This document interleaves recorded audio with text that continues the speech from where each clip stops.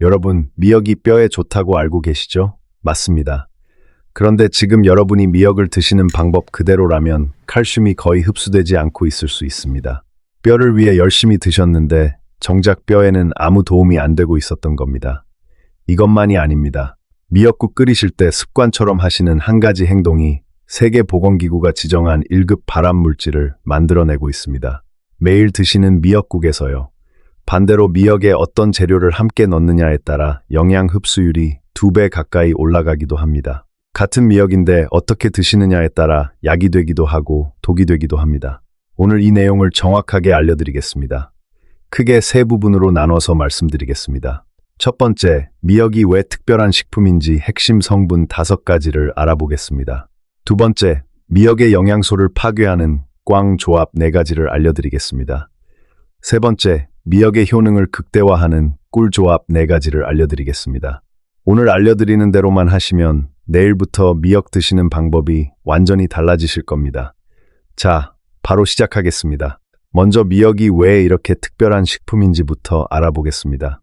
미역에는 5가지 핵심 성분이 들어있습니다. 하나하나 설명드리겠습니다. 첫 번째 핵심 성분은 칼슘입니다. 여러분, 칼슘이 많은 음식 하면 뭐가 떠오르세요? 우유요? 멸치요? 놀라운 사실이 있습니다. 공주대학교 식품영양학과 연구팀이 국내에서 많이 소비되는 해조류 11종을 분석했습니다. 그 결과 마른 미역 100g에 칼슘이 무려 969mg 들어있었습니다. 마른 멸치의 칼슘 함량과 맞먹는 수준입니다. 해조류 중에서 압도적 1위였습니다. 2위인 청각이 800mg이니 미역이 얼마나 칼슘이 풍부한지 아시겠죠? 그런데 문제는 이겁니다. 한국영양학회가 2024년 발표한 자료에 따르면 한국인의 칼슘 섭취량은 권장량 대비 60에서 70% 수준에 머물고 있습니다. 모든 연령대에서 부족합니다. 특히 50대 이후 여성분들은 뼈에서 칼슘이 빠져나가는 속도가 빨라지는 시기입니다. 미역이 이분들에게 얼마나 소중한 식품인지 아시겠죠? 그런데 칼슘은 혼자서는 잘 흡수되지 않습니다. 마치 시멘트와 같습니다. 시멘트가 아무리 좋아도 물을 섞지 않으면 벽돌을 붙일 수 없잖아요. 칼슘도 비타민 D가 있어야 뼈에 제대로 쌓입니다. 이 내용은 꿀 조합에서 자세히 말씀드리겠습니다. 두 번째 핵심 성분은 알긴산입니다. 미역을 만져보시면 미끌미끌하죠? 그 점질 성분이 바로 알긴산입니다. 이 알긴산은 우리 몸에서 진공청소기 역할을 합니다. 뭘 청소하느냐고요? 미세먼지를 통해 매일 우리 몸에 들어오는 납, 카드뮴, 수은 같은 중금속을 빨아들여서 대변으로 내보냅니다. 한국환경농학회에 발표된 연구를 보면 미역의 알긴산은 납을 거의 100% 흡착했습니다. 카드뮴과 구리도 85% 이상 제거했습니다. 알긴산의 또 다른 능력이 있습니다. 나쁜 콜레스테롤을 붙잡아서 장을 통해 배출합니다. 배수구에 머리카락이 끼면 물이 안 빠지잖아요. 혈관도 마찬가지입니다. 나쁜 콜레스테롤이 혈관벽에 달라붙으면 혈액순환이 안 됩니다. 알긴산이 이 콜레스테롤을 잡아서 내보내줍니다. 세 번째 핵심 성분은 후코잔틴입니다. 미역의 갈색 색소를 만드는 성분입니다. 혹시 뱃살이 고민이신 분 계신가요? 후코잔틴은 혈당 조절과 내장 지방 감소에 탁월한 효과가 있습니다. 체내 지방 세포에서 에너지 소비를 늘려줍니다. 같은 양을 드셔도 에너지를 더 태우게 도와주는 겁니다.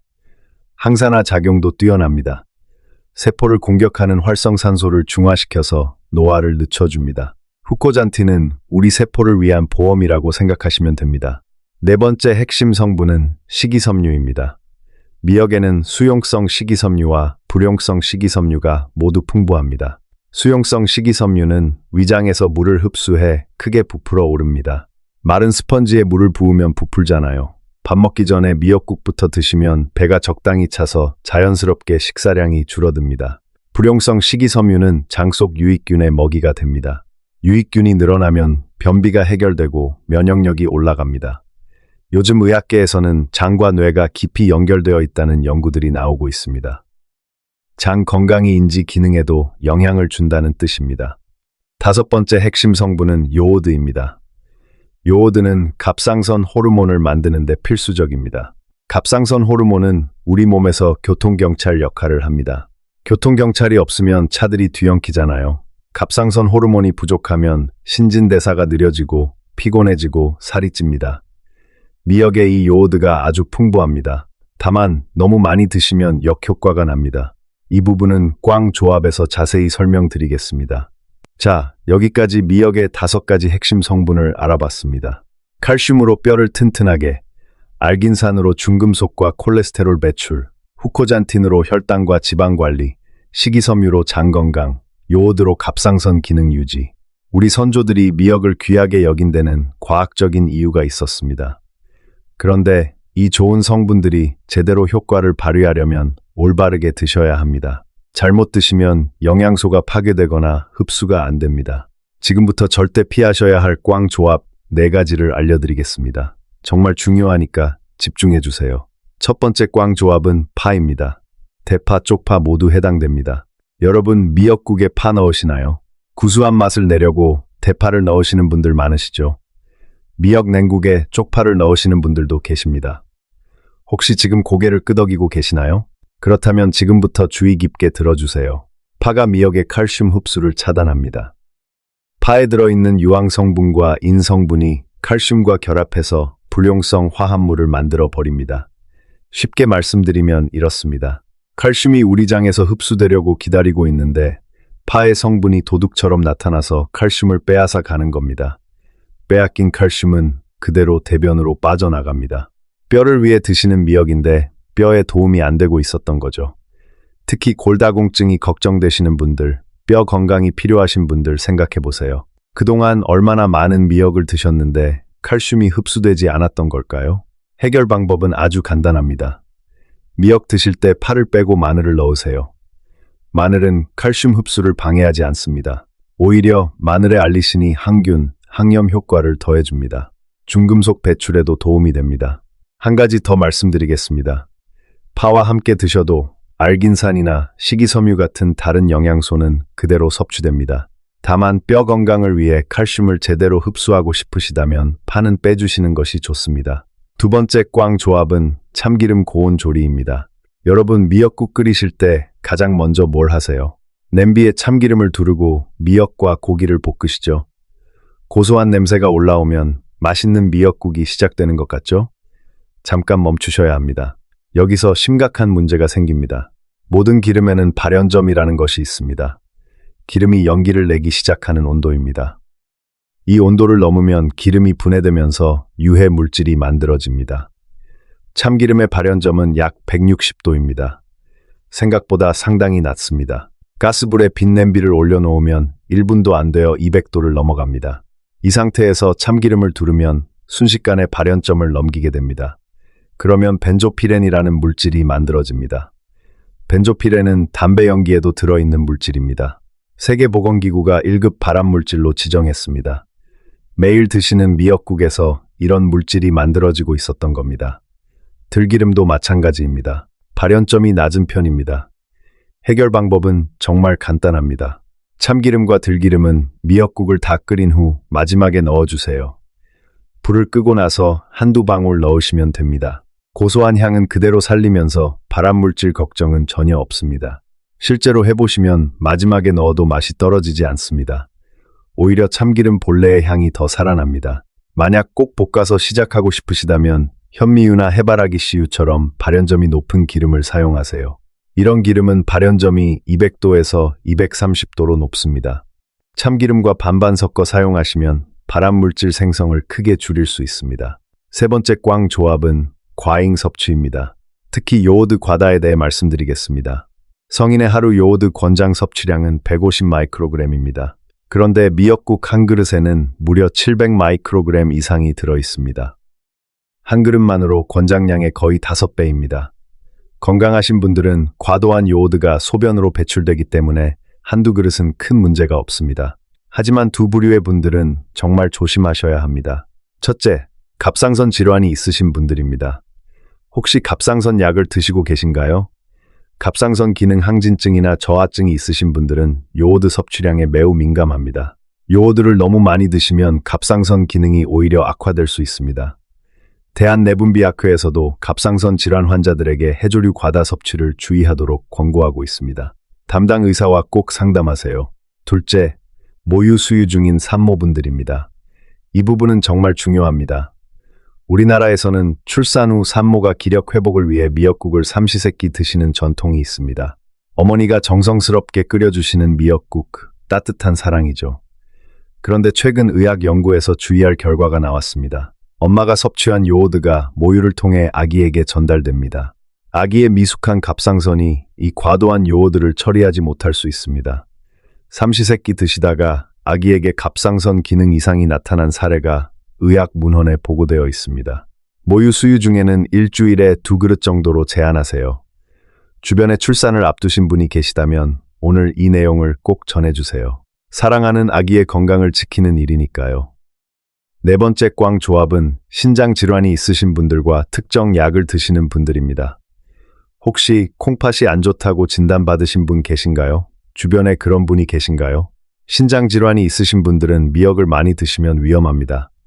미역에는 칼륨이 풍부합니다. 건강한 신장은 칼륨을 소변으로 잘 배출합니다. 하지만 신장 기능이 떨어진 분들은 칼륨을 제대로 내보내지 못합니다. 칼륨이 혈액에 쌓이면 처음에는 다리에 힘이 빠지고 손이 저립니다. 이 상태가 계속되면 심장 박동이 불규칙해집니다. 심한 경우 심장마비까지 올 수 있습니다. 대한신장학회에서는 만성신장질환 환자들에게 칼륨이 많은 식품 섭취를 제한하도록 권고하고 있습니다. 와파린을 복용하시는 분들도 주의하세요. 미역의 비타민 K가 와파린의 약효를 떨어뜨릴 수 있습니다. 이 두 경우 모두 담당 의사와 반드시 상담하세요. 자, 여기까지 꽝 조합 4가지를 모두 알아봤습니다. 잠깐 정리해 드리겠습니다. 첫째, 파와 함께 드시면 칼슘 흡수가 막힙니다. 파 대신 마늘을 넣으세요. 둘째, 참기름으로 처음부터 볶지 마세요. 다 끓인 후 마지막에 넣으세요. 셋째, 갑상선 질환이 있거나 모유 수유 중이면 과다 섭취를 피하세요. 넷째, 신장 질환이 있거나 와파린 드시면 의사와 상담하세요. 이 4가지만 기억하셔도 미역을 훨씬 안전하게 드실 수 있습니다. 자, 이제부터는 좋은 이야기를 드리겠습니다. 미역의 효능을 극대화하는 꿀 조합 4가지입니다. 같은 미역이라도 어떤 재료와 함께 드시느냐에 따라 효과가 크게 달라집니다. 첫 번째 꿀 조합은 표고버섯입니다. 아까 칼슘이 혼자서는 잘 흡수되지 않는다고 말씀드렸죠. 칼슘이 장에서 흡수되려면 반드시 비타민 D가 있어야 합니다. 시멘트에 물이 필요하듯이요. 표고버섯은 식물성 식품 중 비타민 D가 가장 풍부합니다. 특히 햇볕에 말린 건표고버섯은 비타민 D 함량이 생표고의 10배 이상입니다. 미역의 풍부한 칼슘과 표고버섯의 비타민 D가 만나면 칼슘 흡수율이 40% 이상 높아진다는 연구 결과가 있습니다.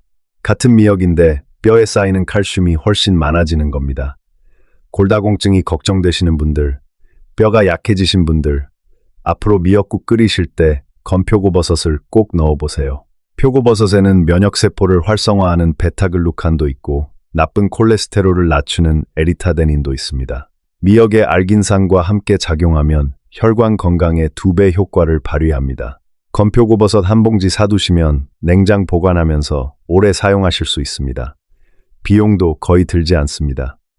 들깨가루도 비슷한 효과가 있습니다. 미역국에 들깨가루 한 숟가락을 넣으면 고소한 맛도 살리고 칼슘 흡수도 높이는 일석이조입니다. 두 번째 꿀 조합은 두부입니다. 두부는 참 친근한 식품이죠. 이 두부가 미역과 만나면 정말 완벽한 조합이 됩니다. 아까 요오드 과다 섭취가 문제될 수 있다고 했죠?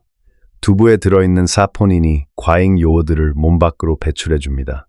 미역에서 요오드가 너무 많이 들어오면 두부의 사포닌이 그 여분의 요오드를 잡아서 내보내줍니다. 자연스럽게 균형을 맞춰주는 겁니다. 두부의 효능은 이것만이 아닙니다. 두부의 풍부한 레시틴은 뇌신경 세포막의 핵심 구성 성분입니다. 기억력과 인지기능 유지에 중요합니다. 60세 이상 분들, 대상 연구에서 두부를 꾸준히 드신 그룹이 인지기능 저하 속도가 눈에 띄게 느렸습니다. 치매 예방에 도움이 된다는 뜻입니다. 요즘 치매가 정말 걱정되시죠? 두부 미역국 자주 드세요. 이소플라본은 갱년기 이후 여성 건강에도 좋습니다. 두부 미역국 한 그릇으로 요오드 균형, 치매 예방, 갱년기 건강까지 챙기실 수 있습니다. 대두콩으로 만든 일반 두부를 선택하시면 사포닌 함량이 더 높습니다. 세 번째 꿀조합은 미역기입니다. 미역기가 생소하신 분도 계실 겁니다. 미역 줄기 아랫부분에 붙어 있는 두껍고 쫄깃한 부위입니다. 시장이나 대형마트에서 따로 팔기도 합니다. 이 미역귀에는 후코이단이라는 성분이 일반 미역보다 훨씬 많이 들어 있습니다. 후코이단이 최근 전 세계 의학계에서 큰 주목을 받고 있습니다. 2024년 한국식품저장유통학회에 발표된 연구에서 미역귀 후코이단이 암세포의 자연 사멸을 유도하는 것이 확인되었습니다. 정상세포는 수명이 다하면 스스로 소멸합니다. 그런데 암세포는 이 기능이 망가져서 무한히 증식합니다. 후코이단이 암세포에게 다시 소멸 신호를 보내는 역할을 합니다. 아직 대규모 임상시험이 더 필요하지만 매우 주목할 만한 결과입니다. 후코이단은 혈관 보호에도 탁월합니다. 나쁜 콜레스테롤을 낮추고 혈액 응고를 조절합니다. 또 강력한 항염 작용이 있습니다. 60대 이후에는 여기저기 염증이 생기시죠? 무릎이 시리고 어깨가 아프고 후코이단은 우리 몸의 소방관이라고 생각하시면 됩니다. 곳곳에서 발생하는 염증이라는 불을 꺼줍니다. 미역귀는 재래시장이나 대형마트에서 구하실 수 있습니다. 무침을 만들어 드셔도 좋고 미역국에 넣어 끓여 드셔도 좋습니다. 네 번째 꿀조합은 오이입니다. 여름에 시원한 오이미역 냉국 좋아하시죠? 이 음식이 단순한 여름 별미가 아닙니다.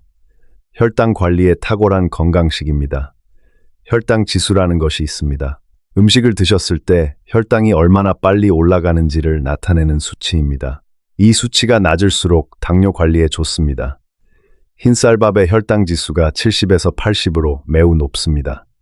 그런데 미역은 16입니다. 오이는 15입니다. 놀라울 정도로 낮습니다. 이 두 가지가 만나면 혈당 지수가 극도로 낮은 음식이 됩니다.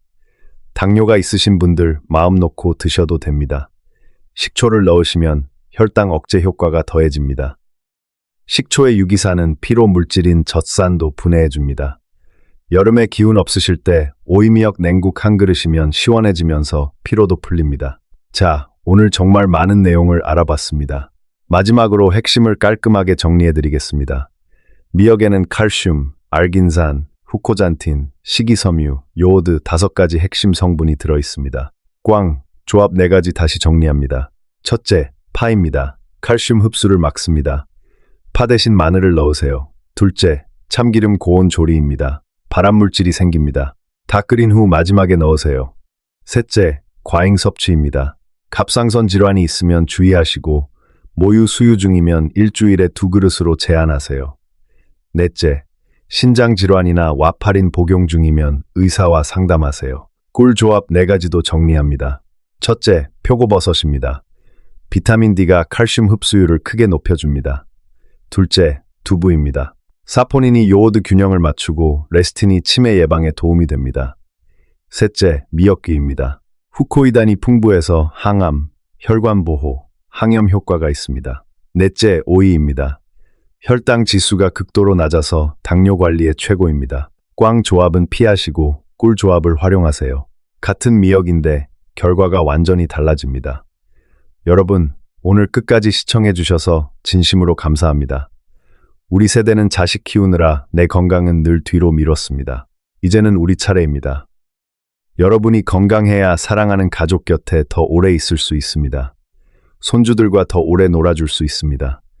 처음부터 다 바꾸려고 하지 마세요. 오늘 딱 하나만 시작해보세요. 미역국 끓이실 때 참기름 마지막에 넣기. 이것 하나만 바꿔도 충분합니다. 그 작은 변화가 건강을 지키는 시작입니다. 오늘 영상이 도움이 되셨다면 좋아요와 구독 부탁드립니다. 미역국 자주 드시는 부모님이나 형제 이웃분들에게 공유해 주시면 정말 감사하겠습니다. 궁금하신 점은 댓글로 남겨주세요. 여러분의 건강한 하루를 항상 응원합니다.